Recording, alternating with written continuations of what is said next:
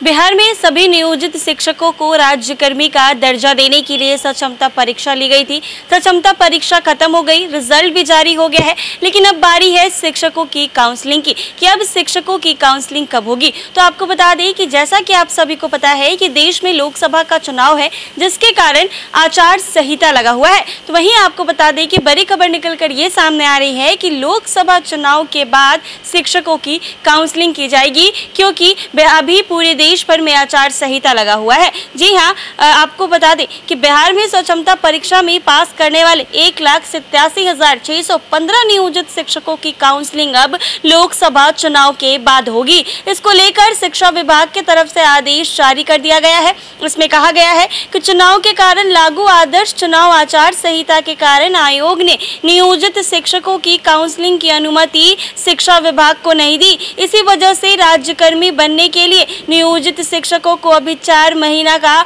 और इंतजार करना पड़ेगा। शिक्षा विभाग के उच्च पदस्थ अधिकारी ने बताया है कि जो लोकसभा चुनाव को लेकर लागू आदर्श आचार संहिता को मद्देनजर सक्षमता परीक्षा में उत्तीर्ण नियोजित शिक्षकों की काउंसलिंग के लिए राज्य निर्वाचन कार्यालय से प्रस्ताव भेजकर अनुमति मांगी गई थी, लेकिन काउंसलिंग करने की अनुमति नहीं मिली है। इस प्रकार अब आदर्श चुनाव आचार संहिता खत्म होने के बाद संबंधित शिक्षकों की काउंसलिंग की उम्मीद है। यह जून के बाद ही संभव है, क्योंकि 1 जून को अंतिम चरण का चुनाव है और 4 जून को मतगणना है। काउंसलिंग में नियोजित शिक्षकों के उन प्रमाण पत्रों एवं कागजातों का सत्यापन होना है जो उनके द्वारा सक्षमता परीक्षा के ऑनलाइन फॉर्म भरते वक्त दिए गए थे। काउंसलिंग की अनुमति नहीं मिलने के पहले तक इसे राज्य मुख्यालय में आयोजित करने की तैयारी की गई। सक्षमता परीक्षा में पहली से 5वीं कक्षा के 1,39,010 नियोजित शिक्षक उत्तीर्ण हुए हैं। कक्षा 6 से 8 तक के